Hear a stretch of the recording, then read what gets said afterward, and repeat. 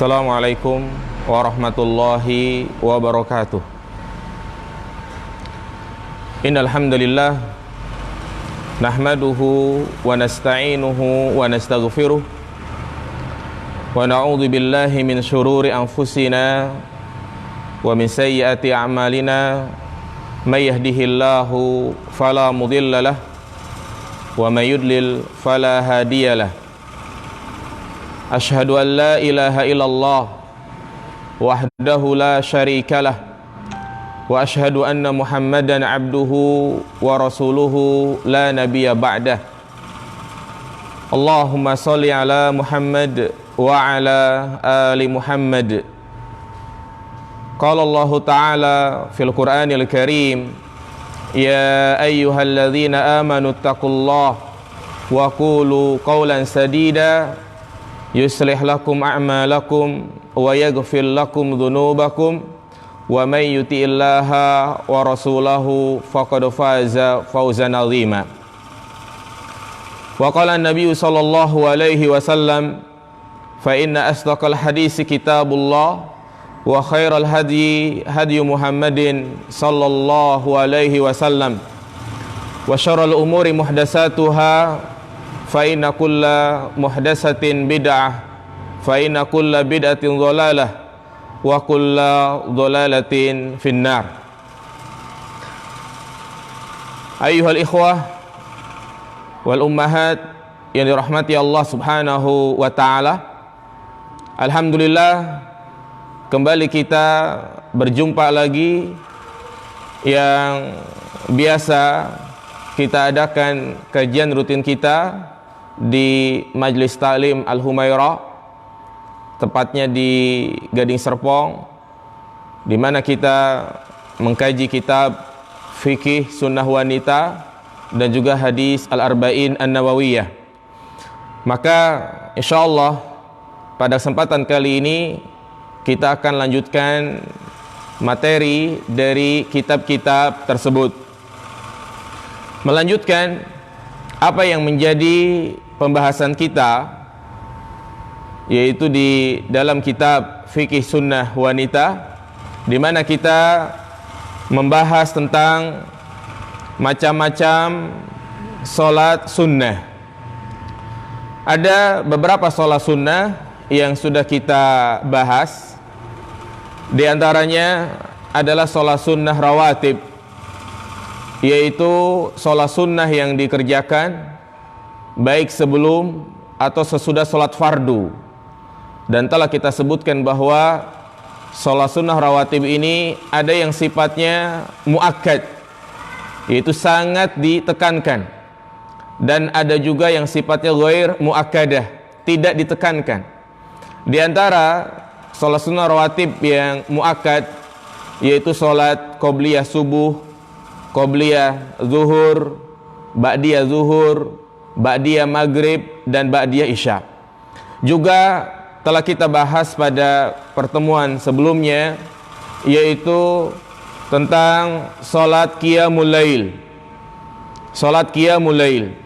Jadi qiyamul lail adalah nama dari salat-salat yang dikerjakan di malam hari. Di antaranya adalah salat witir, salat tahajud, dan juga salat tarawih. Sudah kita jelaskan. Juga di antara salat sunnah yang sudah kita bahas yaitu salat duha, kemudian salat sunnah setelah wudu, salat tahiyatul masjid, dan yang lainnya. Maka pada kesempatan yang berbarokah ini, insyaallah kita akan melanjutkan dari macam-macam salat sunnah yang disyariatkan, yaitu salat sunnah taubah, salat sunnah tawaf di Ka'bah, dan salat kusuf.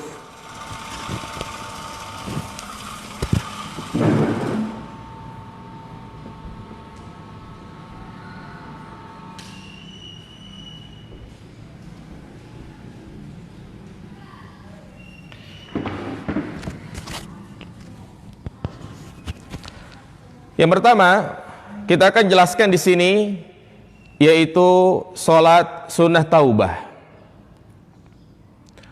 6 jamaah sekalian, Sholat sunnah taubah yaitu sholat sunnah yang dikerjakan ketika kita melakukan sebuah dosa, baik dosa besar maupun dosa kecil.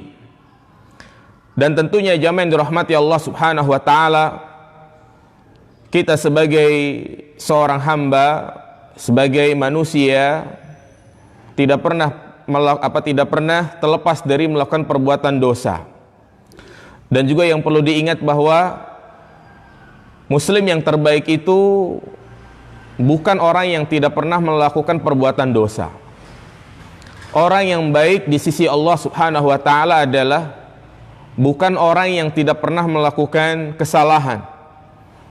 Karena memang tidak ada manusia yang hidup di muka bumi ini yang tidak pernah melakukan kesalahan. Sampai para nabi dan rasul, mereka adalah orang-orang mulia, pernah melakukan kesalahan, tetapi tentunya dosa-dosa mereka telah diampuni. Namun orang yang terbaik di sisi Allah Subhanahu wa taala adalah orang yang dia melakukan perbuatan dosa baik besar maupun kecil, dia segera kembali kepada Allah. Dia segera bertaubat kepada Allah Subhanahu wa taala. Sebagaimana Rasulullah sallallahu alaihi wasallam menyatakan dalam hadisnya, kullu bani Adam khata' wa khairul khata'in at-tawwabun. Setiap anak Adam pasti melakukan kesalahan. Dan sebaik-baik orang yang melakukan kesalahan yaitu orang yang segera bertaubat kepada Allah Subhanahu wa taala. Karena betapapun besar dosa yang kita lakukan, kalau kita bersungguh-sungguh bertaubat kepada Allah Subhanahu wa taala, yakinlah bahwa dosa-dosa tersebut akan diampuni. Allah Subhanahu wa taala secara tegas memberikan kabar gembira kepada kita. Apabila kita terjerumus ke dalam perbuatan dosa, memohon ampun, maka Allah pasti akan mengampuni dosa kita. Sebagaimana Allah berfirman dalam surat Az-Zumar ayat 53, Qul ya ibadiyalladzina asrafu ala anfusihim la taqnatu min rahmatillah innallaha yaghfiru dzunuba jami'a. Katakanlah wahai hambaku yang melampaui batas, janganlah kalian berputus asa dari rahmat Allah. Sesungguhnya Allah Subhanahu wa taala mengampuni semua dosa. Ini ayat yang sangat penting, sehingga disebut oleh para ulama arja ayatin, yaitu sebuah ayat yang sangat diharapkan oleh manusia. Dan ayat ini juga menunjukkan bahwa Allah Subhanahu wa taala memiliki sifat pemaaf, maha pengampun, yaitu mengampuni dosa-dosa yang dilakukan oleh hambanya. Demikian pula Allah memberikan kabar gembira dalam surat Al-Baqarah ayat 104, alam ya'lamu annallaha huwa yakbalu taubatan ibadih wa ya'khudhu shadaqat wa annallaha huwa tawwabur rahim. Tidaklah mereka mengetahui bahwasanya Allah Subhanahu wa taala menerima taubat hambanya dan menerima sedekah, mengambil sedekah, dan Allah Subhanahu wa taala adalah maha penerima taubat dan juga maha penyayang. Namun tentunya jamaah dirahmati Allah Subhanahu wa taala, bertaubat bukan perkara yang remeh. Taubat yang diperintahkan oleh Allah Subhanahu wa taala adalah taubat nasuha, taubat yang benar. Kita bukan hanya disuruh untuk bertaubat, tetapi kita harus betul-betul bertaubat dengan taubat nasuha. Sebagaimana Allah sebutkan dalam surat At-Tahrim, ya ayyuhalladzina amanu tubu ilallahi taubatan nasuha. Wahai orang-orang yang beriman, bertaubatlah kepada Allah dengan taubat yang benar, an-nasuh. Dan di sana para ulama memberikan syarat, yaitu syurutut taubah as-shadiqah, syarat taubat yang benar. Di antaranya al-ikhlas, wa huwa ayyaqsuda bi taubatihi wajh Allah. Yang pertama yang perlu diperhatikan ketika kita bertaubat kepada Allah Subhanahu wa taala, hendaklah harus betul-betul ikhlas. Yaitu semata-mata karena Allah, bukan karena untuk mengharapkan kepentingan dunia atau maksud-maksud lainnya. Kemudian yang kedua, al-iqla' ani dzambi. Syarat yang kedua, kalau dia betul-betul bertaubat dengan taubat nasuha, dia harus melepas, meninggalkan dosa yang menjadi kebiasaan dia tersebut. Kalau dia bertaubat dari meninggalkan sholat, maka dia harus semangat untuk mengerjakan sholat. Kalau dia bertaubat dari mendengarkan musik, dari melihat video-video yang tidak layak untuk dilihat, maka dia harus meninggalkan itu semua. Kalau dia kembali, maka ini belum dikatakan taubat nasuha. Kemudian yang ketiga adalah an-nadmu ala fi'li, yaitu dia menyesal. An-nadmu ala fi'lihi, menyesal atas perbuatan dosa yang dia lakukan. Dia selalu menangis di hadapan Allah ketika mengingat dosa-dosa tersebut. Kemudian yang keempat, al-azmu ala adami ruju ilaih, yaitu dia harus punya keinginan yang kuat, tekad yang kuat, niat yang kuat untuk tidak mengulangi dosa tersebut. Dan juga di sana para ulama memberikan tambahan, antakuna taubatu qabla ayyasilal abdu ila hal al-ghargharah indal maut. Hendaklah taubat itu dilakukan sebelum ruh berada di tenggorokan. Artinya jangan sampai seseorang itu bertaubat ketika dia menjelang meninggal, ketika dia dalam sakaratul maut baru dia bertaubat. Maka taubat yang seperti ini tidak diterima oleh Allah Subhanahu wa taala. Inilah jamaah yang dirahmati Allah Subhanahu wa taala, syarat yang disebut dengan at-taubah an-nasuh, taubat yang benar.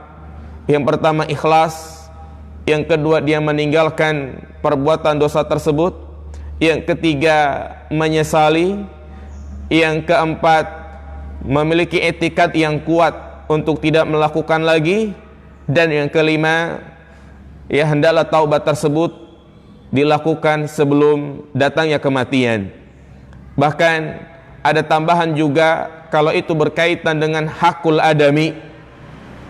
Mungkin kita pernah mengambil hak orang lain, mencuri barangnya, menerima suap, korupsi dan yang lainnya, maka itu baru diampuni oleh Allah Subhanahu wa taala kalau dia mengembalikan barang-barang tersebut kepada pemiliknya. Kalau dia tidak mampu, maka hendaklah dia meminta keikhlasan. Kemudian jamaah dirahmati Allah Subhanahu wa taala, di antara penyempurna taubat nasuha, yaitu hendaklah kita melaksanakan sholat taubat. Taubat itu sendiri hukumnya adalah wajib, karena tadi Allah Subhanahu wa taala perintahkan, ya ayyuhalladzina amanu tubu ilallahi taubatan nasuha. Memenuhi 4 atau 5 syarat tadi itu hukumnya wajib. Nah, kemudian untuk menyempurnakan taubat kita, maka kita disunnahkan untuk mengerjakan sholat sunnah taubat. Sholat sunnah taubat. Maka jelaslah bagi kita, sholat sunnah taubat hukumnya adalah sunnah, tidak wajib. Artinya kalau kita bertaubat kepada Allah tidak mengerjakan sholat sunnah taubat, tidak mengapa. Namun tentunya lebih utama kalau dia iringi dengan mengerjakan sholat sunnah taubat. Dalil yang menjelaskan tentang disyariatkannya sholat sunnah taubat adalah hadis yang diriwayatkan dari Abu Bakar As-Siddiq radhiyallahu an, di mana dia berkata, aku mendengar Rasulullah bersabda, ma min rajulin yuznibu dzamban thumma yaqumu fayatatahharu thumma yusalli thumma yastaghfirullaha illa ghafaralah. Tidaklah seseorang melakukan perbuatan dosa, kemudian dia berdiri, bersuci, berwudu, kemudian sholat, kemudian beristighfar, memohon ampun kepada Allah Subhanahu wa taala, melainkan Allah Subhanahu wa taala akan mengampuni dosa-dosanya tersebut. Kemudian Allah Subhanahu wa taala, kemudian Nabi SAW membacakan surat Ali Imran ayat 135, walladzina idza fa'alu fahishatan aw zalamu anfusahum dzakarullaha fastaghfaru lidzunubihim. Orang-orang yang apabila mereka melakukan perbuatan keji atau menzalimi diri mereka, mereka mengingat Allah, memohon ampun ya akan dosa-dosa yang mereka lakukan. Jadi ini tanda orang-orang yang beriman. Orang yang beriman itu apabila dia melakukan perbuatan dosa, maka dia segera untuk bertaubat. Di antaranya adalah dengan mengerjakan sholat sunat taubat. Dari hadis ini, jamaah dirahmati Allah Subhanahu wa taala, ya, dapat kita ambil suatu faedah, di antaranya yaitu sebab dinamakan sholat taubat. Dalam hadis ini menunjukkan kepada kita bahwa sebab disyariatkannya sholat sunat taubat yaitu apabila dia melakukan perbuatan maksiat, apabila dia melakukan perbuatan dosa. Karena Rasulullah mengatakan ma min rajulin yudnibu dzamban. Bahkan dalam hadis ini kalau kita perhatikan yudnibu dzamban, artinya umum, tidak hanya dosa besar saja, tetapi juga dosa kecil. Ya, artinya sholat sunat taubat ini disyariatkan apabila kita telah melakukan perbuatan dosa, sawaun kana kabiratan aw saghiratan, baik dosa yang kita lakukan itu dosa kecil ataupun dosa besar. Iya. Kemudian tentang tata cara pelaksanaan sholat sunat taubat. Karena kalau kita baca hadis ini, itu tidak dijelaskan tentang tata caranya secara detail.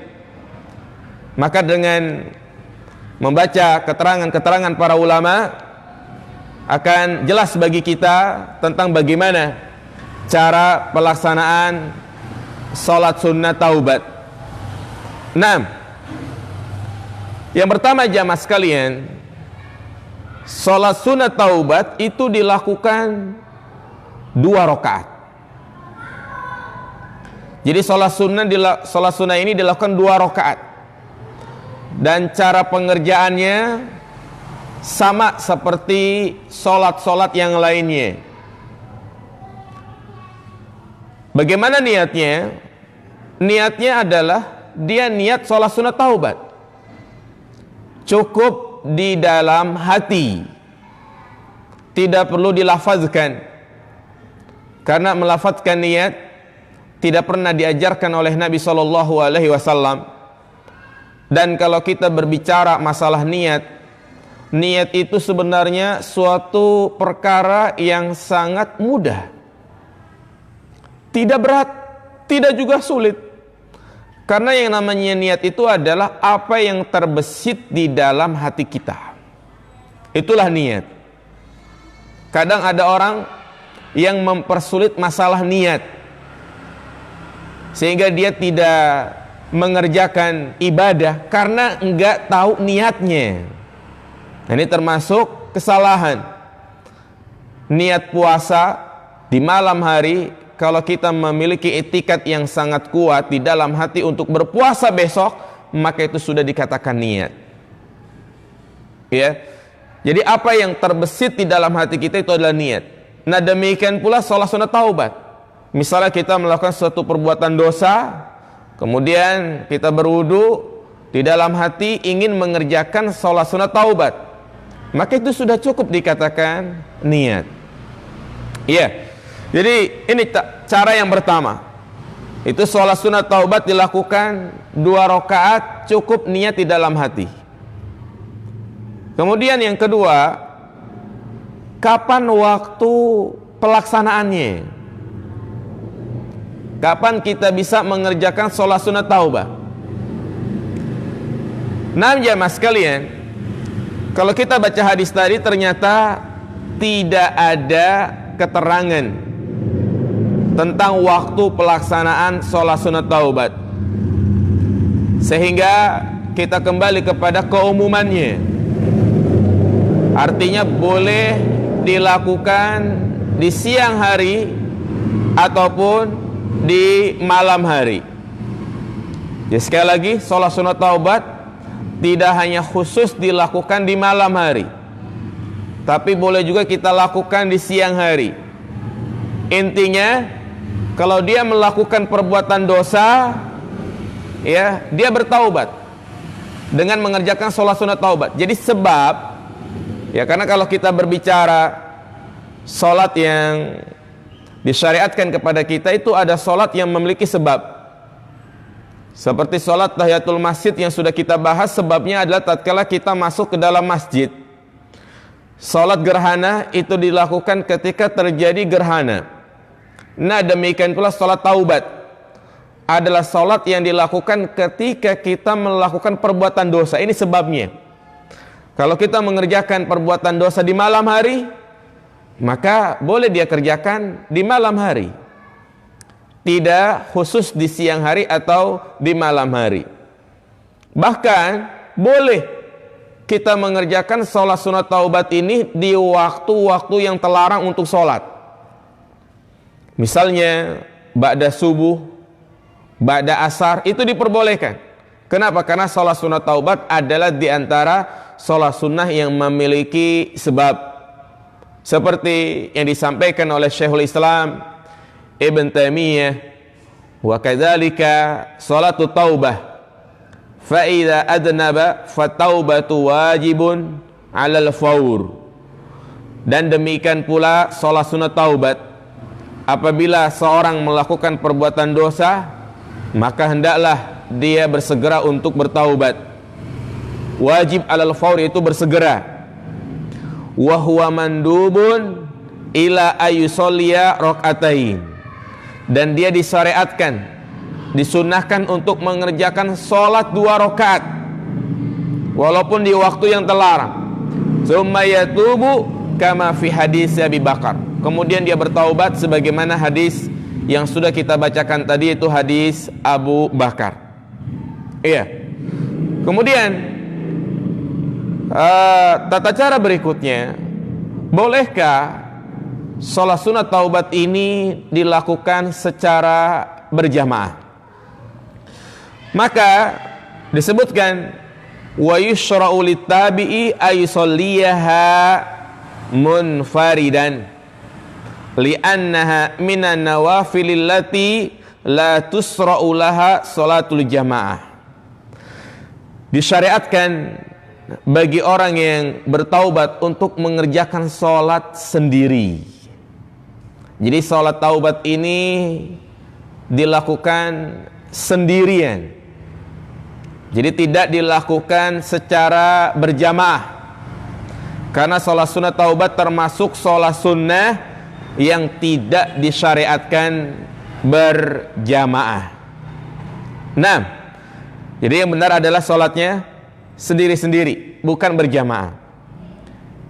Apakah ada bacaan khusus pada rakaat pertama, rakaat yang kedua? Maka ya jawabannya tidak ada bacaan khusus. Ya, berbeda dengan sholat-sholat yang memang kadang kita dikhususkan untuk membaca surat-surat tertentu. Tapi pada sholat taubah ini enggak ada bacaan-bacaan khusus. Tidak ada surat-surat khusus yang perlu dibaca di dalam sholat tersebut. Jadi ini simple, mudah. ya cara pelaksanaan sholat sunnah taubat, tentang kaifiyah sholatnya ya sama seperti sholat sunnah yang lainnya, seperti kita mengerjakan sholat duha, sholat tahajud, sholat rawatib 2 rakaat ya. Kemudian selesai sholat dia disunahkan untuk beristighfar ya, disunahkan untuk beristighfar, karena Rasulullah mengatakan ma min rajulin yudnibu dzamban thumma yaqumu fayatatahharu summa yusalli summa yastaghfirullah, kemudian dia meminta ampun, beristighfar. Dan boleh juga dia melanjutkan dengan zikir Allahumma antas salam wa minkas salam tabarakta ya dzal jalali wal ikram.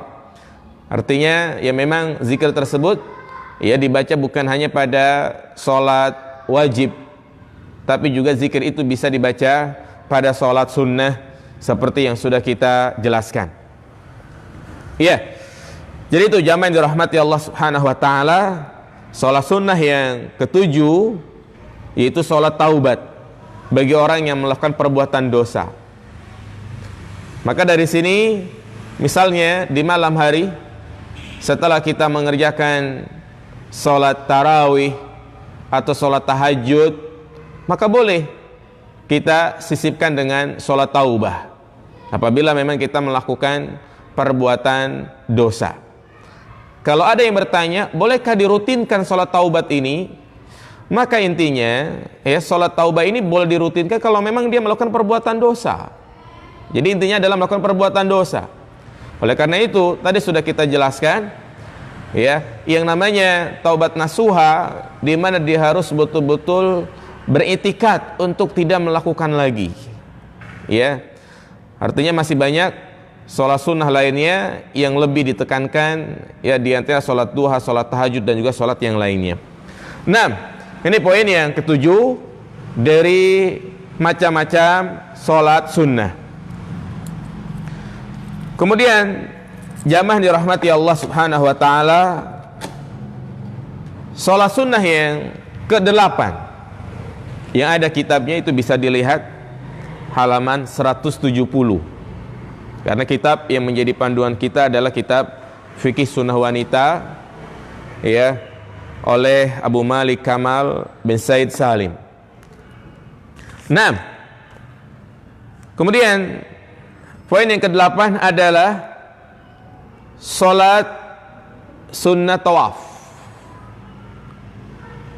Sholat sunnah ba'da tawaf. Iya. Jadi di antara sholat sunnah yang disyariatkan untuk kita lakukan, khususnya apabila kita telah selesai melaksanakan ritual tawaf, yaitu kita disunahkan untuk mengerjakan sholat 2 rakaat. Dalil yang menyatakan disyariatkannya sholat sunnah tawaf ini diantaranya adalah hadis Jabir tentang kisah hajinya Rasulullah Sallallahu Alaihi Wasallam, bahwa beliau mengerjakan sholat sunnah tawaf setelah beliau selesai mengerjakan tawaf. Demikian pula hadis Ibnu Umar di mana ia menceritakan qadiman nabiyyu fatafa bil baiti sab'an wa shalla khalfal maqam rak'ataini thumma kharaja alaihi salatu wassalam ila Safa. Nabi sampai di Masjidil Haram, kemudian beliau tawaf di Ka'bah sebanyak 7 putaran, dan dilanjutkan sholat di belakang makam Ibrahim 2 rakaat. Kemudian beliau keluar menuju Safa untuk melakukan sa'i. Iya, ini adalah dalil yang menjelaskan tentang disyariatkan dan disunahkan mengerjakan ya sholat 2 rakaat setelah tawaf. Iya. Lalu bagaimana tata caranya? Yang pertama jamaah sekalian, ya disebut sholat sunnah tawaf adalah sholat sunnah yang dikerjakan 2 rakaat setelah tawaf. Jadi sholat ini sama seperti sholat sebelumnya, yaitu sholat sunnah yang memiliki sebab. Sholat taubat sebabnya adalah melakukan perbuatan dosa. Sholat sunnah tawaf dikerjakan setelah mengerjakan tawaf, sehingga ini merupakan salah satu sholat yang memiliki sebab. Ya, dilaksanakan 2 rakaat. Yang menjadi pertanyaan, apakah sholat sunnah tawaf ini dikerjakan setelah mengerjakan semua tawaf? Karena kalau kita berbicara macam-macam tawaf itu banyak. Ada tawaf umroh, tawaf ifadah, tawaf sunnah, tawaf kudum, dan tawaf wada, yaitu tawaf ketika kita hendak meninggalkan Masjidil Haram. Apakah semua tawaf ini kita dianjurkan untuk sholat sunnah? Karena sering ada pertanyaan berkaitan dengan sholat sunnah wada. Ya, apakah setelah sholat sunnah wada, apakah setelah tawaf wada tetap disunahkan mengerjakan sholat 2 rakaat? Wa zahir wallahu alam bahwa sholat setelah tawaf wada juga disunahkan untuk mengerjakan sholat 2 rakaat. Inilah yang disampaikan oleh Syekh Muhammad bin Shalih Al-Utsaimin ketika beliau ditanya apakah tetap disunahkan mengerjakan sholat sunnah tawaf setelah mengerjakan tawaf wada. Kemudian beliau menjawab, na'am, ya, karena dalilnya itu bersifat umum, tidak dikhususkan hanya pada tawaf-tawaf tertentu, sehingga beliau membuat suatu kaidah, kullu tawafin fa ba'dahu rakaatan, kullu tawafin fa ba'dahu rakaatan. Setiap tawaf setelahnya itu 2 rakaat. Setiap tawaf setelahnya 2 rakaat. Artinya tawaf apa saja yang kita lakukan, setelah selesai kita disunahkan untuk mengerjakan sholat 2 rakaat. Iya. Kemudian juga yang kedua, adakah bacaan khusus pada sholat sunat tawaf ini? Naam. Jadi ada bacaan khusus. Ya, pada rakaat yang pertama setelah kita selesai membaca Al-Fatihah, kita disunahkan untuk membaca surat Al-Kafirun, Qul ya ayyuhal kafirun. Kemudian rakaat yang kedua setelah membaca Al-Fatihah disunahkan membaca surat Al-Ikhlas, surat Al-Ikhlas. Nah, itu bacaan khususnya. Tapi tentunya boleh kita membaca surat yang lain, karena bacanya sifatnya hanyalah sunnah. Jadi yang afdol ini bacaannya. Iya. Kemudian adakah tempat khusus untuk mengerjakan sholat 2 rakaat ini? Nah, kalau kita perhatikan hadis Ibnu Umar, di mana Rasulullah selesai mengerjakan tawaf 7 putaran langsung menuju maqam Ibrahim sambil membaca firman Allah Subhanahu wa taala, wattakhidhu min maqami Ibrahima musalla.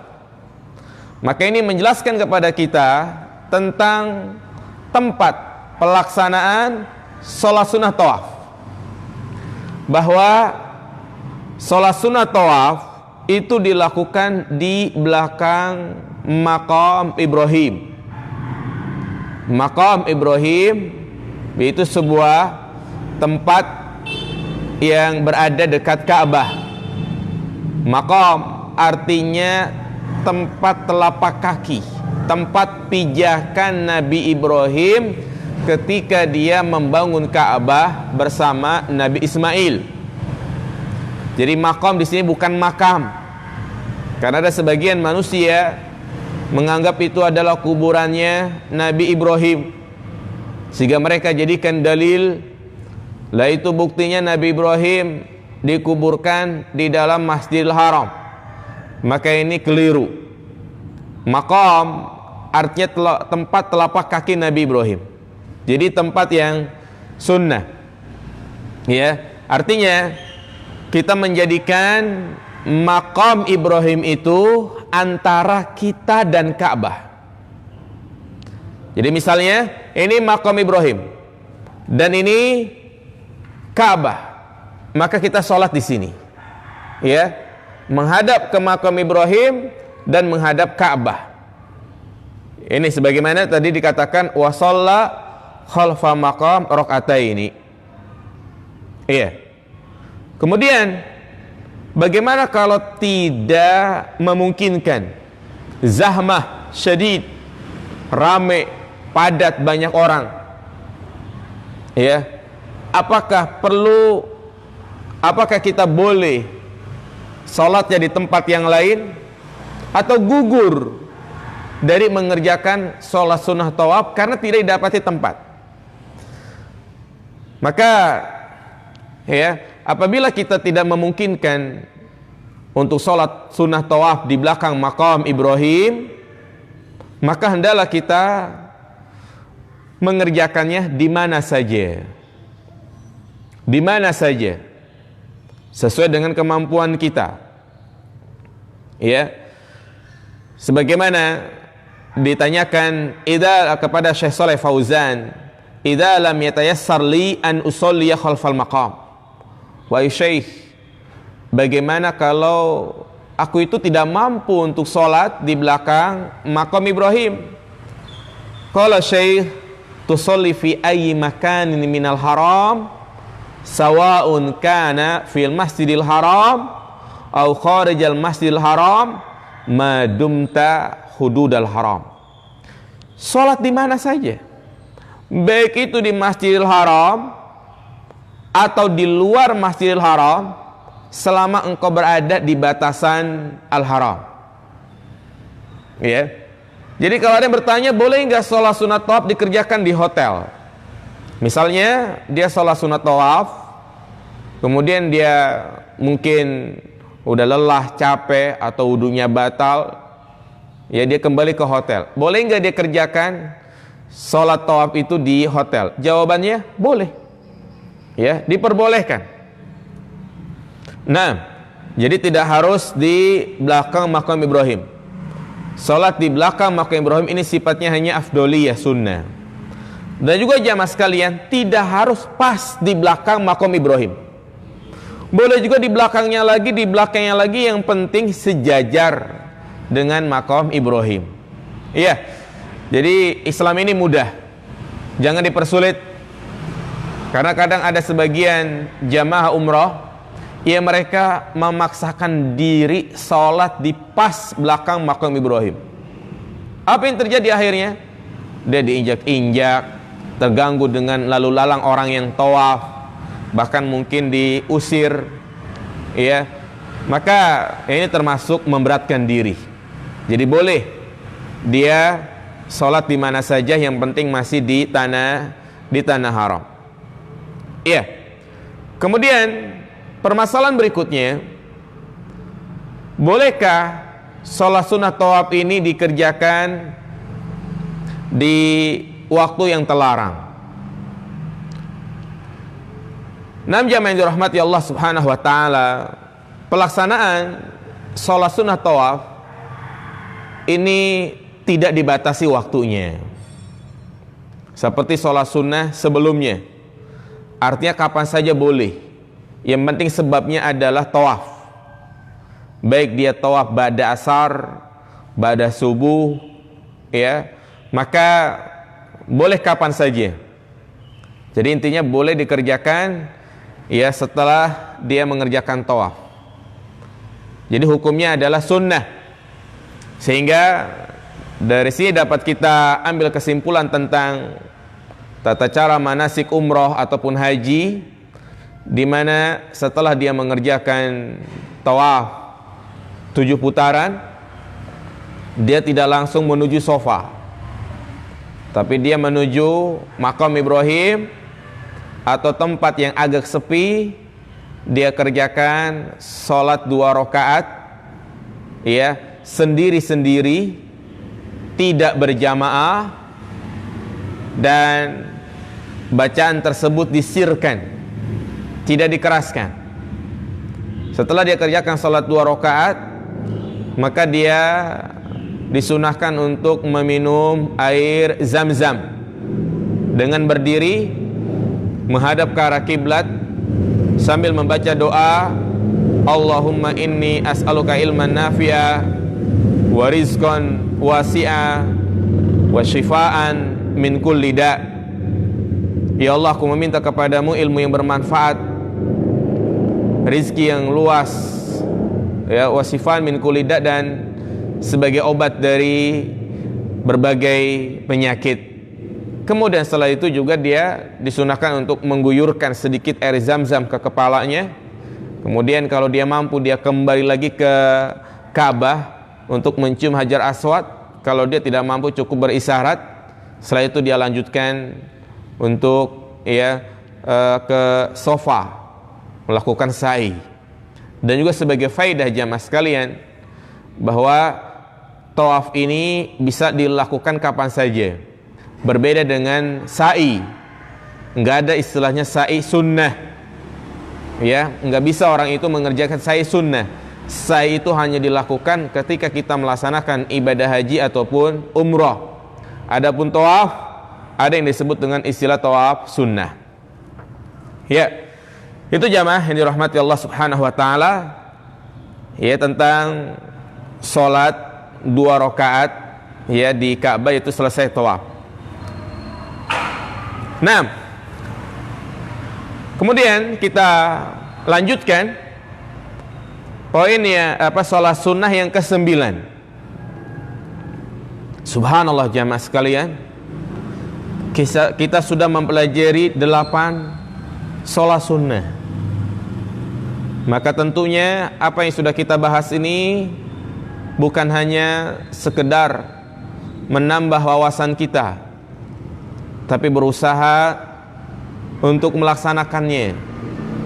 Karena ilmu tanpa amal itu sia-sia. Inilah yang disebut dengan zakatul ilmi, yaitu al-amal.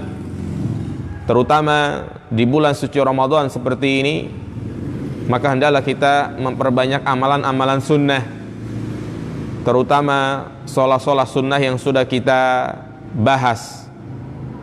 Dan ini juga menunjukkan kepada kita bahwa Islam adalah agama yang sudah sempurna dan juga telah menjelaskan jalan-jalan kebaikan yang bisa menghantarkan kita ke dalam surga.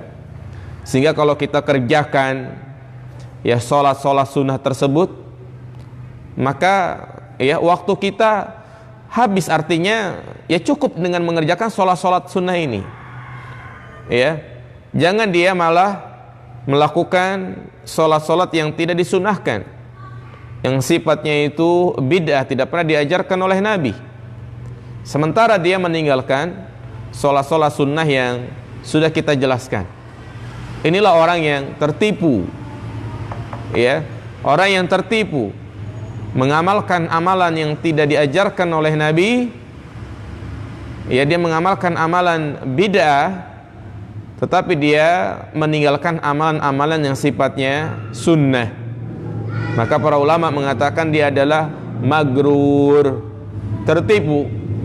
Fa'amaluhu mardud, amalnya juga ditolak. Ya. Kemudian jamaah dirahmati Allah Subhanahu wa taala, poin yang ke-9 di antara sholat sunnah yang disyariatkan yaitu salat gerhana. Iya, salat gerhana. Ini perlu kita mengilmui salat ini, karena ya terkadang yaitu terjadi gerhana di negeri kita. Maka di antara amalan yang disyariatkan adalah mengerjakan salat secara berjamaah, yang kita akan jelaskan tata caranya. Nah, sebelum kita menyebutkan tentang tata cara salat gerhana, maka perlu kita ketahui hikmah di balik terjadinya gerhana. Sebagaimana yang kita ketahui bahwa gerhana itu ya terjadi baik di siang maupun di malam hari. Kalau itu terjadi di siang hari, maka namanya gerhana matahari. Dalam bahasa Arab disebut namanya kusuf, pakai kaf, kusuf. Kalau itu terjadi di malam hari, maka disebut gerhana bulan, dan itu disebut dengan istilah khusuf, pakai kha. Dan terjadinya gerhana matahari ataupun bulan ini menunjukkan akan kebesaran Allah Subhanahu wa taala. Bukti kebesaran Allah Subhanahu wa taala, yang mana kita harus betul-betul mempertuhankan Allah, harus tunduk dan patuh kepadanya, meyakini bahwa Allah lah zat yang memiliki hak-hak rububiyah, mengatur, memberikan rizki, memberikan keamanan dan yang lainnya. Sebagaimana Rasulullah SAW bersabda tentang terjadinya gerhana, beliau mengatakan ketika beliau berkhutbah, inna syamsa wal qamara ayatan min ayatillah la yankhasifani li mauti ahadin wala li hayatihi fa idza ra'aitum dzalika fad'ullaha wa kabbiru wa sallu wa tasaddaqu. Sesungguhnya matahari dan bulan adalah tanda di antara tanda-tanda kebesaran Allah. Yang keduanya itu terjadi gerhana bukanlah karena sebab kematian seseorang, dan bukanlah karena sebab kehidupan seseorang. Apabila kalian melihat terjadinya gerhana, maka berdoalah kepada Allah, bertakbirlah, mengagungkan Allah, salatlah, dan bersedekahlah. Hadis ini menunjukkan kepada kita bahwa terjadinya gerhana matahari atau gerhana bulan mengingatkan kepada kita akan kebesaran Allah. Kemudian juga sebagai bentuk peringatan kepada hambanya agar kita takut kepada Allah, takut akan azab-azabnya, dan bertakwa kepadanya. Jadi ini dua hikmah, tujuan Allah menjadikan terjadinya gerhana matahari dan bulan adalah menunjukkan kebesaran Allah, dan yang kedua untuk menakut-nakuti hambanya. Ya, apa kata Nabi SAW? Inna syamsa wal qamara ayatani min ayatillah yukhawifullahu bihima ibadah. Sesungguhnya matahari dan bulan adalah tanda di antara tanda-tanda kebesaran Allah. Allah Subhanahu wa ta'ala ingin menakut-nakuti hambanya, ya, ingin menakut-nakuti hambanya. Ketika terjadi gerhana matahari di zaman Nabi SAW, Nabi langsung berdiri, makanya beliau langsung sholat, khawatir kalau itu terjadi hari kiamat. Sehingga Nabi ingin kalau memang betul-betul terjadi hari kiamat, Nabi itu posisi dalam keadaan sholat. Jadi ini yang harus kita hadirkan dalam hati kita tatkala kita mendengar kabar akan terjadi gerhana. Kita harus takut kepada Allah Subhanahu wa taala. Terutama kita hidup di akhir zaman yang mana sudah sangat dekat sekali dengan hari kiamat. Oleh karena itu merupakan anggapan yang keliru. Terjadinya gerhana hanya fenomena alam semesta. Dan itulah yang diyakini oleh orang-orang kafir.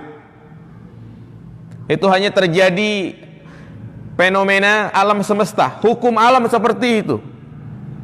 Kalau kita hanya meyakini seperti ini akan mengabaikan amalan-amalan yang disyariatkan. Maka kita lihat orang yang nggak tahu tujuan adanya gerhana yaitu untuk menakut-nakuti manusia. Ketika terjadi gerhana bukan mereka istighfar, mengerjakan sholat, tapi mereka malah mempersiapkan alat-alat untuk foto, selfie, ngambil kamera, dan yang lainnya. Ya, justru kita harus takut kepada Allah Subhanahu wa taala. Karena inilah di antara sifat orang-orang yang beriman, yang dia berusaha menjadikan apa yang terjadi di sekitarnya sebagai pelajaran, ibrah. Seperti apa yang terjadi saat ini. Allah Subhanahu wa taala menimpakan ujian, cobaan, bencana, wabah yang sangat dahsyat. Padahal virus tersebut sangat kecil tapi mengguncangkan dunia. Yang dengan ini kita harus takut kepada Allah Subhanahu wa taala, lebih bertakwa. Nah, dan dalam hadis yang kita baca menjelaskan bahwa terjadinya gerhana bukan karena kematian seseorang dan bukan pula karena kelahiran seseorang. Ya, karena gerhana itu pernah terjadi di zaman Nabi Shallallahu Alaihi Wasallam. Itu gerhana matahari di pagi hari Senin di akhir bulan Syawal pada tahun 10 Hijriah, dan pada saat itu putra beliau dari Maria Kibtiyah meninggal. Siapa dia? Ibrahim. Sehingga ada sebagian orang meyakini bahwa terjadinya gerhana itu karena sebab kematian putra beliau Ibrahim. Maka Rasulullah pun membantahnya dengan mengatakan, inna syamsa wal qamara ayatani min ayatillah la yankhasifani limauti ahadin. Jadi terjadinya gerhana itu bukan karena kematian seseorang. Iya. Kemudian jamaah dirahmati Allah Subhanahu wa taala, dari hadis yang tadi kita baca, ya, Nabi SAW menyebutkan amalan-amalan, hal-hal yang disyariatkan ketika terjadinya gerhana. Apa yang kita lakukan ketika terjadi gerhana? Maka ada beberapa amalan yang ini bertujuan agar Allah Subhanahu wa taala mengangkat azabnya, tidak jadi menurunkan azab. Ya, li zawalil azab. Yang pertama adalah mengerjakan sholat. Sebagaimana tadi kita sebutkan, faqaman nabiyyu fazi'an. Nabi bangkit segera untuk mengerjakan sholat. Ini akan kita bahas, yaitu sholat gerhana. Fad'ullaha wa kabbiru wa sallu wa tasaddaqu. Sholat, kemudian yang kedua berzikir, beristighfar, dan bertakbir mengagungkan Allah Subhanahu wa taala. Yang ketiga bersedekah. Bersedekah. Dan yang keempat taubat nasuha, kembali kepada Allah Subhanahu wa taala, menyesali perbuatan-perbuatan dosa yang dia lakukan. Ya, itu beberapa amalan yang disyariatkan ketika terjadinya gerhana. Kemudian jamaah dirahmati Allah Subhanahu wa taala, kita akan jelaskan tentang salat gerhana. Iya. Hukum salat gerhana. Di dalam kitab ini ya, muallif menyebutkan bahwa salat gerhana itu hukumnya adalah sunnah muakkadah. Sunnah yang sangat ditekankan. Kepada siapa? Bagi laki-laki dan perempuan. Ya. Jadi salat gerhana ini bukan hanya ditujukan kepada laki-laki saja, tapi juga kepada perempuan. Dan sebagian ulama, ya, dhahaba ba'du ahli ilmi ilal qaul biwujubi salatil kusuf, wa huwa qaul indal Hanafiyah, wa bihi qala Syekh Muhammad bin Shalih Al-Utsaimin. Ya, sebagian ulama menghukumi bahwa salat gerhana itu hukumnya adalah wajib. Wajib. Tapi tentunya kewajiban ini tidak seperti kewajiban salat fardu 5 waktu. Dan ini adalah pendapatnya Imam Abu Hanifah dan juga yang dipilih oleh Syekh Muhammad bin Shalih Al-Utsaimin. Ya, kenapa? Karena beberapa alasan. Yang pertama, li amrin nabi biha wa khurujahu ilaiha fazi'an. Karena perintah Nabi SAW, dan Nabi pun bersegera bangkit untuk melaksanakannya. Kemudian kenapa wajib? Inna tahwif, karena terjadinya gerhana itu adalah menakut-nakuti. Ya, dan juga Nabi SAW melakukan khutbah yang menggetarkan hati orang-orang beriman. Dan juga pada saat itu uridat alaihil jannah wan nar, diperlihatkan kepada beliau surga dan neraka. Iya. Ya, al-muhim intinya salat gerhana ini adalah salat yang sangat ditekankan. Maka apabila terjadi gerhana, ya, di antara perkara yang perlu kita perhatikan adalah mengerjakan salat.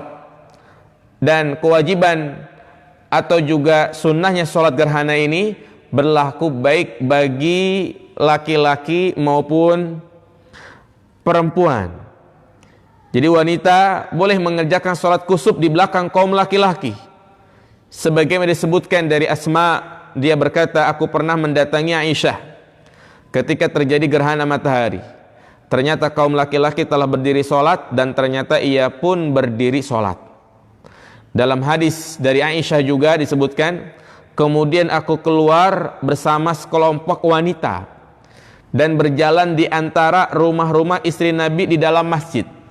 Ya, jadi intinya salat gerhana itu tidak hanya ditujukan kepada laki-laki, tapi perempuan juga. Nah, kemudian jamaah dirahmati Allah Subhanahu wa taala, kapan salat gerhana itu dimulai? Iya. Maka ini termasuk permasalahan yang sangat penting berkaitan dengan waktu memulai salat gerhana. Iya, dijelaskan, ya bada'u waktuha min zuhuril kusuf ila hina zawali. Jadi salat gerhana itu dimulai ketika nampak gerhana. Iya. Jadi ketika gerhana itu nampak, baik gerhana total atau gerhana sebagian atau gerhana cincin ataupun yang lainnya, maka kalau sudah mulai nampak, lakukan sholat sampai gerhana tersebut betul-betul hilang. Sebagaimana hadis Nabi SAW, idza ra'aitumuha fad'ullaha wa sallu hatta yanjaliya. Apabila kalian melihat gerhana, maka berdoalah dan salatlah sampai betul-betul hilang, terang lagi. Wa min huna na'lam annahu la tusra'u salatul kusuf qabla husuli i'timadan ala ma yaqulu bil falakiyun bal la budda min ru'yati ru'yatan adiyah la yastahdimu fiha nadharat au mukabbirat. Perhatikan di sini jamaah sekalian. Dari sini dapat kita pahami bahwasanya salat gerhana itu tidak disyariatkan jika memang gerhana itu belum terjadi. Hanya berpegang kepada ilmu falak atau berita-berita atau informasi dari ilmu falak. Tetapi pelaksanaan salat gerhana ini dilakukan jika memang betul-betul terlihat jelas dengan mata kepala kita, enggak pakai alat. Ya. Jadi sekali lagi, ini dilakukan, salat gerhana dilakukan jika memang betul-betul terjadi, kita melihat. Kalau tidak melihat, ya tidak diperintahkan untuk salat gerhana. Maka termasuk kesalahan kadang ya di sebagian tempat hanya berpegang kepada berita-berita informasi, apalagi di zaman sekarang dengan alat teknologi yang sangat canggih itu ya bisa diketahui kapan terjadi gerhana, detiknya, jamnya, menitnya. Maka kita jangan berpegang dengan informasi ini dalam mengerjakan sholat. Ya ini sih kita mungkin bersiap-siap gitu. Kalau ternyata ya gerhana itu tidak terlihat, maka kita tidak sholat. Mungkin karena sebab mendung, seperti sekarang kan mendung ya, tidak terlihat matahari, maka jangan sholat. Walaupun kalau pakai alat yang canggih terjadi gerhana, walaupun itu terjadi gerhana. Subhanallah, ini satu faedah penting ya tentang illatul hukum, ilat dari sebuah hukum. Kita menetapkan suatu hukum jika adanya sebab. Iya. Jadi sholat gerhana ini dilakukan sebabnya adalah melihat gerhana, bukan adanya gerhana. Harus dibedakan. Ya. Melihat gerhana bukan adanya gerhana. Walaupun dengan kemajuan teknologi sekarang itu bisa dikeker dengan alat yang sangat canggih, tapi mata kita tidak melihat, maka tidak wajib sholat. Sama seperti tentang penetapan awal Ramadan, ru'yatul hilal. Ya, ilatnya itu adalah melihat hilal, bulan sabit yang muncul di malam pertama bulan Ramadan. Jadi bukan adanya hilal. Hilal ada, tapi kalau tidak terlihat, ya tidak wajib berpuasa. Iya. Iya, jadi intinya, ya artinya kalau kita mendengar informasi-informasi yang ada yang mungkin sifatnya hanya sebagai informasi, artinya kita bersiap-siap. Kalau memang tidak ada, ya berarti tidak disyariatkan sholat gerhana. Nah, kemudian tata cara sholat gerhana. Ya, idza khasafatil qamaru wa kasafatis syamsu ustihibba ayyunadi as-salatu jami'ah. Lima fi sahihaini anna Nabi sallallahu alaihi wasallam fa ba'asa munadiya shalah jami'ah. 6.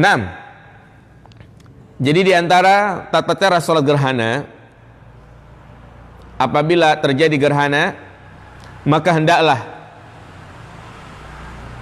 ya seseorang menuju masjid memanggil, dan panggilannya ini bukan mengumandangkan azan, tetapi dengan panggilan khusus yang dijelaskan oleh Nabi SAW, seraya mengatakan as-salatu jami'ah, as-salatu jami'ah, as-salatu jami'ah. Ini, mari kita sholat. Ini panggilan khusus untuk sholat gerhana. Ya, jadi tidak ada azan, atau mungkin hanya sekedar informasi pada Bapak Ibu. Ya, sebentar lagi akan terjadi gerhana dan cuaca terang. Maka bagi siapa saja yang hendak mengerjakan sholat gerhana, harap segera ke masjid.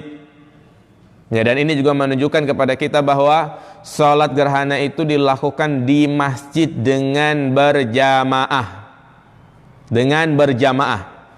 Sebagaimana sabda Nabi SAW, فَإِذَا رَأَيْتُمْ ذَلِكَ فَافْزَعُوا إِلَى الصَّلَاةِ. Hendaklah kalian segera untuk sholat dengan berjamaah. Jadi Nabi kalau ketika terjadi gerhana, beliau langsung ke masjid mengerjakan sholat. Iya. Kemudian tata caranya, tentu sholat gerhana ini berbeda dengan sholat-sholat yang lainnya.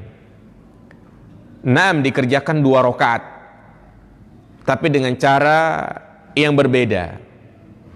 Dan sholat gerhana ini dilakukan, disunahkan dengan rakaat yang panjang. Bukan hanya berdirinya panjang, tapi juga ruku'nya, i'tidal, sujudnya, ya, dengan membaca bacaan yang panjang. Jadi bedanya sholat gerhana ini dengan sholat-sholat yang lain, dalam setiap 1 rakaat itu 2 kali ruku. Kalau sholat-sholat yang lain itu hanya 1 kali ruku. Kalau sholat gerhana ini 2 kali ruku. Kita baca tata caranya. Sholat gerhana berjumlah 2 rakaat, dan di setiap rakaat ada 2 ruku dan 2 sujud. Cara mengerjakannya sebagai berikut. Yang pertama, ya, bertakbir, kemudian membaca Al-Fatihah dan membaca surat yang panjang. Misalnya kita membaca juz 28. Setelah membaca Al-Fatihah, baca surat Al-Mujadilah. Ya. Kemudian setelah selesai dari surat Al-Mujadilah, ruku, bertakbir dan ruku dengan ruku yang lama. Ruku yang lama. Apa yang dibaca? Udah, perbanyak baca subhan rabbil azim, subhan rabbil azim, atau subuhul kudus rabbul malaikat waruh. Pokoknya perbanyak. Perbanyak membaca tasbih. Dan ingat, kalau kita memilih hanya 1 doa, misalnya subuhul kudus rabbul malaikat waruh, jadi itu yang paling banyak. Itulah yang kita baca terus. Jadi bukan menggabungkan doa-doa sujud, doa-doa ruku. Karena kan sebagaimana yang kita pelajari, doa-doa sujud itu kan banyak, doa-doa ruku banyak, tapi tidak dibaca sekaligus. Tapi cukup perbanyak doa yang kita baca. Iya. Kemudian bangkit dari ruku sambil membaca Sami Allahu liman hamidah. Sami Allahu liman hamidah, dan membaca Rabbana lakal hamd. I'tidal. Tapi i'tidal di sini, ya, dia berdiri seperti sebelum ruku tadi, bersedekap, tidak langsung sujud, tapi membaca Al-Fatihah lagi. Membaca Al-Fatihah dan membaca surat yang panjang lagi, tapi lebih pendek dari yang pertama. Kalau tadi kita baca surat Al-Mujadilah, maka setelah ruku ini kita baca misalnya surat Al-Hasyr, lebih pendek. Selesai, Allahu Akbar, ruku lagi. Rukunya pun yang panjang, tapi lebih pendek dari ruku yang pertama. Ya. Kemudian, ruku yang kedua ini kalau tadi kita baca Subhul Kudus Rabbul Malaikat Waruh, maka nggak apa-apa mungkin dibaca Subhan Rabbil Azim, sama yang panjang. Kemudian Sami Allah liman hamidah, i'tidal. Ya, sama i'tidal yang panjang. Kemudian Allahu Akbar, sujud sebagaimana sujud dalam sholat, tapi sujud ini harus lama. Ya. Kemudian duduk di antara 2 sujud, sujud lagi, dan rakaat yang kedua berdiri lagi. Berdiri lagi, membaca Al-Fatihah, membaca surat yang panjang lagi, tapi tidak seperti pada rakaat yang pertama. Rakaat yang pertama tadi kita baca surat Al-Mujadilah, Al-Hasyr, maka yang kedua ini baca surat Al-Mumtahanah yang lebih pendek lagi. Ya. Kemudian ruku ruku, bangkit lagi, baca Al-Fatihah lagi, baca surat yang pendek lagi, yang panjang lagi, tapi lebih pendek dari sholat yang sebelumnya, dari bacaan yang sebelumnya. Misalnya baca surat As-Saff, ya. Nah, kemudian dia ruku lagi, i'tidal, sujud 2 kali, dan membaca tahiyat akhir, salam. Jadi itu jamaah sekalian. Apakah dijaharkan bacaannya? 6. Disunahkan bagi imam untuk menjaharkan bacaannya. Jadi dikeraskan bacaannya, bukan disirkan. Ya, wa dhahaba al-Imam Ahmad wa huwa riwayatul Malik ila masru'iyyati zahr bil qiraati fiha wa ihtaju bidzalika bima rawahu al-Bukhari an Aisyah anna Nabi sallallahu alaihi wasallam shalal khusuf fajahara fi bil qiraah. Jadi bacanya itu dikeraskan. Maka boleh. Karena bacanya harus panjang, kita mempersiapkan imam. Ya, kita panggil imam. Ya, artinya cari yang memang hafalannya banyak. Iya. Kemudian wa yusannu lil imam idza sallama minas shalah ay yakhutuban nas fa yu'azzimuhum bi dzikrihim. Ya. Maka selesai salat, imam disunahkan menyampaikan khutbah dengan memberikan nasihat dan peringatan kepada umat serta menganjurkan mereka untuk beramal soleh sebagaimana yang dikerjakan oleh Nabi Shallallahu Alaihi Wasallam. Inilah kesempatan ketika manusia berkumpul yang memperingatkan manusia dari pedihnya azab neraka, mengajak manusia untuk kembali kepada Allah, melakukan amal soleh, bertaubat, dan cukup 1 kali. Dan khutbah ini sifatnya hanyalah sunnah. Iya. Kemudian kalau ada yang bertanya, bagaimana jika tertinggal? Iya. Jika tertinggal ruku pertama, hitungan sholat kusuf terhitung dengan mendapatkan ruku yang pertama. Ini perlu diperhatikan. Kalau dia datang mendapati imam, imam sudah ruku yang pertama, maka dia dianggap ketinggalan. Dia harus menambah lagi 1 rakaat lagi. Ya.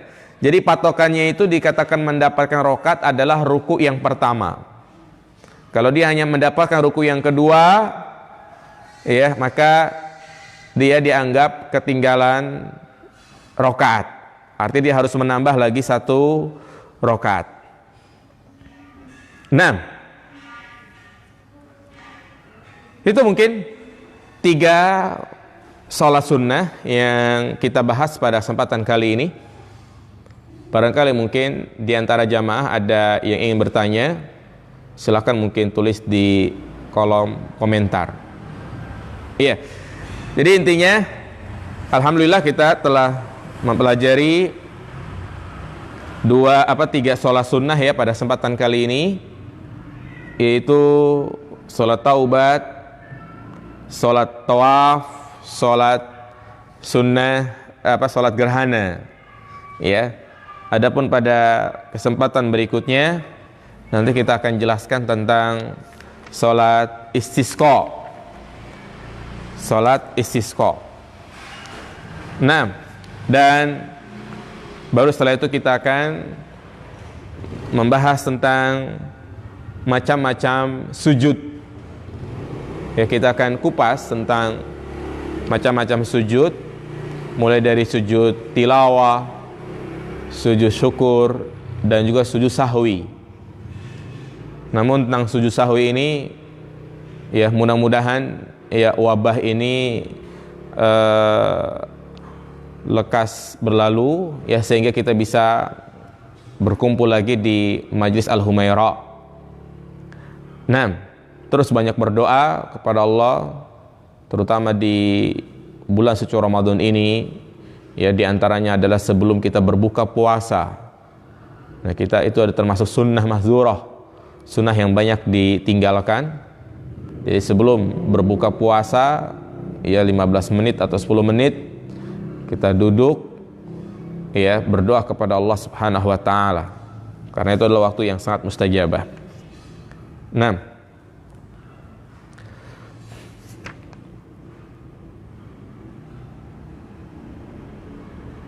iya. Di sini ada yang bertanya, bolehkah sholat gerhana dikerjakan di lapangan? Nah, tadi sudah kita jelaskan bahwa sholat kusuf itu dikerjakan di masjid. Iya. Karena itulah yang dilakukan oleh Nabi SAW. Beliau menuju masjid. Pertanyaannya, apakah dibolehkan dia mengerjakan di lapangan? Ya, maka jawabannya adalah boleh. Ya, diperbolehkan. Jika memang ada sesuatu yang tidak mungkin dikerjakan di masjid, maka boleh di lapangan. Tapi kalau misalnya masjid masih terbuka, ya, dan juga masih muat untuk jamaah, maka ya tetap dia kerjakan di masjid. Tapi kalau ada suatu kondisi, misalnya ya masjidnya sedang direnovasi, dia sholat di pelataran masjid di lapangan, maka ini diperbolehkan. Iya, berbeda dengan sholat Id, ya nanti ada pembahasannya, yaitu yang sunnah adalah di lapangan. Kenapa? Karena ya ada masjid, tapi Nabi SAW yang menyuruh untuk ke lapangan. Wallahu a'lam.